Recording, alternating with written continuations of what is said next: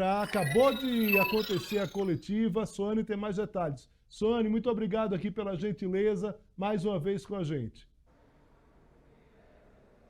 Oi, Léo, boa tarde para você, para quem nos acompanha no Poder Expresso. É isso mesmo, ainda há pouco o presidente Lula assinou esse projeto de lei que agora vai ao Congresso Nacional para ser debatido pela Câmara e pelo Senado e que define aí regras de algumas garantias que a gente pode já especificar daqui a pouquinho para motoristas de aplicativo, motorista, por exemplo, que trabalham em Uber, 99. Então a gente tem aí uma previsão de que esse projeto siga agora para o Congresso Nacional e eu estou aqui do meu lado com o secretário executivo do Ministério do Trabalho, Francisco Macena, ele que vai explicar para a gente um pouco também desses detalhes desse projeto de lei, ele que não prevê um vínculo empregatício com as empresas, no entanto garante direitos básicos, tanto em relação à remuneração básica, como também recursos para que esses motoristas possam arcar com custos de manutenção do veículo, seguro, entre outras taxas aí que estão implicadas ao realizar esse serviço, como também é uma contribuição previdenciária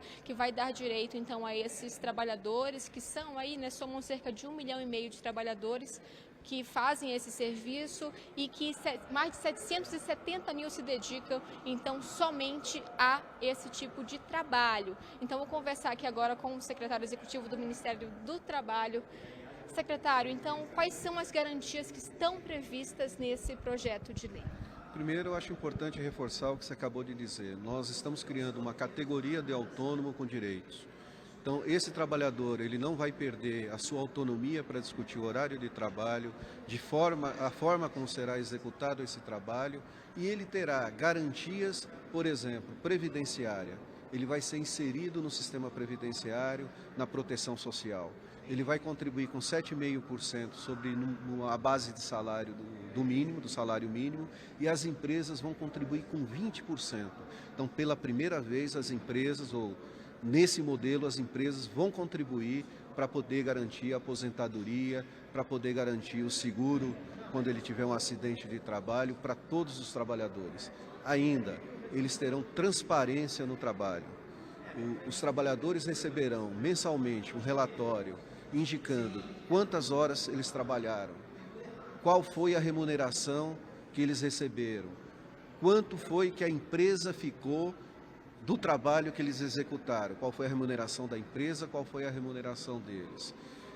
A jornada de trabalho de todos. Lembrando que no projeto de lei nós estamos estabelecendo que pode ficar plugado à plataforma no máximo 12 horas, para garantir a segurança do trabalhador, mas também a segurança dos passageiros e usuários da plataforma. E isso nós teremos um controle total através do e-social. Essas empresas apresentarão para os trabalhadores e para o próprio governo um relatório mensal com todos esses dados. E nós consolidaremos individualmente pelo CPF de cada trabalhador. Então, Léo, o secretário também está lhe escutando, se você quiser fazer alguma pergunta específica, então só para a gente detalhar. Esses trabalhadores vão poder trabalhar, ficar conectados aí a uma plataforma ou mais de uma plataforma, no máximo 12 horas por dia. Há uma previsão de que eles recebam por hora trabalhada o valor de R$ 32. Desses R$ 32, R$ 24 seria no sentido indenizatório, ou seja, não contaria aí para a contribuição previdenciária. Ele seria usado justamente para esses custos, com manutenção do veículo, com o seguro de carro. Então a gente tem ali esse custo de R$ 24 que estaria englobado dentro desse valor por hora de R$ 32. O restante, os R$ 8 restantes, esse sim seria a título de remuneração com base aí no salário mínimo, ou seja, quem trabalhar 8 horas por dia, de segunda a sexta, receberia aí o equivalente a um salário mínimo. Eu fiz um cálculo aí, secretário, somando então esses R$ 32 por semana, de segunda a sexta, 8 horas por dia, cerca de 22 dias de trabalho no mês, daria ali cerca de R$ 5.647 para esses trabalhadores ao longo do mês. Foi esse o cálculo que eu fiz ainda há pouco, secretário, e também também fiz um cálculo em relação à contribuição previdenciária, Léo, que esses trabalhadores teriam ali que recolher cerca de R$105 por mês nesse formato. Mas, secretário, eles vão poder também, como o senhor falou, trabalhar os finais de semana ou trabalhar, né, uma quantidade de horas menor por dia, quem tiver algum outro trabalho principal, alguma outra atividade principal? Não, eles terão autonomia total para discutir a sua forma de trabalho. Eles poderão trabalhar finais de semana, à noite, feriados, normalmente.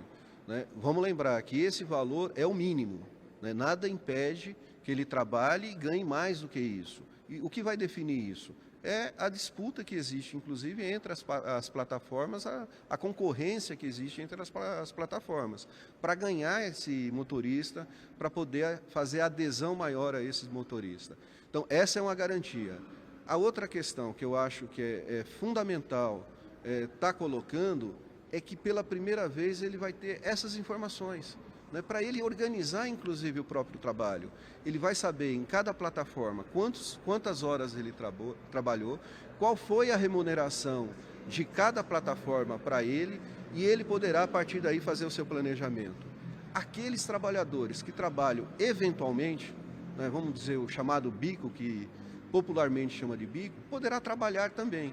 E, um detalhe, a contribuição previdenciária, como ela é por hora, aquilo que ele contribuir para a Previdência se somará à contribuição que eventualmente ele possa já estar fazendo em outro vínculo de trabalho, né? Coisa que não era permitido, por exemplo, para aqueles trabalhadores que estavam por MEI. Eles não carregam essa contribuição para aumentar, inclusive, no futuro, o seu valor de aposentadoria. E uma última questão, agora o projeto segue então com urgência constitucional para o Congresso, isso delimita aí um prazo de 45 dias para a Câmara e também 45 dias para o Senado, para que isso seja votado, discutido e votado, e depois não vai valer imediatamente, né, secretário? Vai ter outro prazo para que as empresas se adequem e possivelmente também que mudanças ocorram, é isso? Nós estamos fazendo uma previsão de 90 dias para que toda o trabalho das empresas para adequar a sua tecnologia e também o Ministério do Trabalho para poder fazer este controle de forma tecnológica, né? Então nós estamos prevendo aí 90 dias para que comece a valer em definitivo esse processo. Muitas das questões, inclusive, que nós colocamos no projeto de lei, hoje já estão sendo praticadas através de acordo entre os trabalhadores e as empresas, né? Quanto ao valor da remuneração, as questões, por exemplo, de exclusão da plataforma, as empresas estão avisando os trabalhadores, então tem um processo de negociação permanente entre as empresas e os trabalhadores. E é isso que nós desejamos, que cada vez mais exista uma concertação social. Só mais um ponto, a gente já teve algumas repercussões, até negativas, de algumas federações, de alguns parlamentares ali criticando esse modelo. Qual é a sua avaliação sobre essas críticas que já vieram até agora, secretário? Não, primeiro que eu acho que essa é uma grande inovação do mundo do trabalho, é uma grande inovação, né, esse modelo que a gente está desenvolvendo, e foi uma grande concertação. Faz um ano que nós estamos discutindo com trabalhadores e com as empresas. Né? Os trabalhadores concordaram, as empresas concordaram. Algumas manifestações que nós vimos recentemente são de pessoas que nunca apareceram na mesa de negociação, apareceram agora. Do ponto de vista do Congresso Nacional, nós estamos ofertando para o Congresso Nacional, né, uma oportunidade de regulamentar uma categoria que não tem direito nenhum hoje. Né? Eu acredito na sensibilidade do Congresso Nacional, é para debate. Pode haver mudanças, é lógico, porque o Congresso Nacional é que, em última instância, vai definir esse modelo, mas o fundamental disso é que é uma negociação entre trabalhadores e empresas. Nós estamos falando de grandes empresas que atuam mundialmente, né, e que chegaram aqui no Brasil a um acordo mediado pelo governo com os trabalhadores. Essa é uma oportunidade única para o país. Muito obrigada, secretário. Eu volto com você aí no estúdio, Léo. Ô, Sônia, posso fazer só uma pergunta para o secretário? Rapidinho. Claro, está escutando, secretário. Secretário, pode fazer sim. Secretário, muito obrigado aqui pela presença. Pergunto o seguinte, evidentemente o desafio inicial os senhores conseguiram, imagino que não tenha sido fácil essa negociação em relação a esse projeto, a essa costura para esse projeto, Mas ainda tem um detalhe aí que eu queria que o senhor falasse, que é em relação aos motoboys, aos veículos de duas rodas, que acabaram, nesse primeiro momento, não sendo contemplado, apenas os carros, veículos de 4 rodas. Existe uma expectativa do governo em relação a ampliar essa, vamos dizer assim, essa regulação trabalhista para os motoboys, para veículos de duas rodas? Léo, o secretário, ele parou de discutir no meio da Tá. pergunta, vou fazer a pergunta.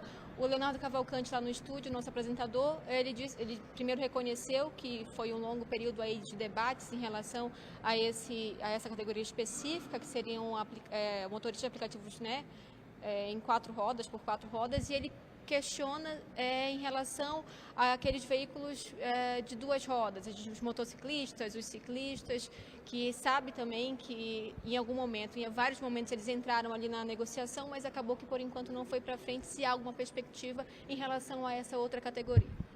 Desde o início, nós dividimos em 2 grupos de trabalho, um de motoristas e passageiros, outro de entregadores. Motoristas e passageiros nós conseguimos chegar num acordo.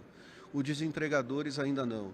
Mas nós acreditamos que ainda nós vamos conseguir esse acordo. A mesa de negociação está aberta, nós temos a expectativa que as empresas virão participar novamente da negociação. O que a gente apresenta hoje, né, de negociação dos motoristas e passageiros, eu acho que é um grande incentivo, tanto para os trabalhadores quanto para as empresas de entrega, também buscarem um acordo.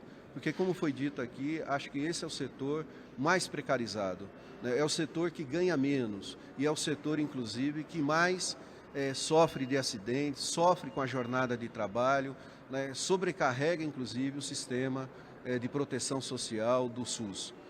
Eu fui presidente da CET em São Paulo, né? Eu convivi durante muitos anos com 1 óbito, 2 óbitos por dia de motoqueiros. Então nós temos a oportunidade, é um apelo que eu faço inclusive para as empresas de entregadores, todas elas, nós temos a oportunidade também de dar o mínimo de dignidade, de direito, né, e regulamentar esse serviço tão importante para o país.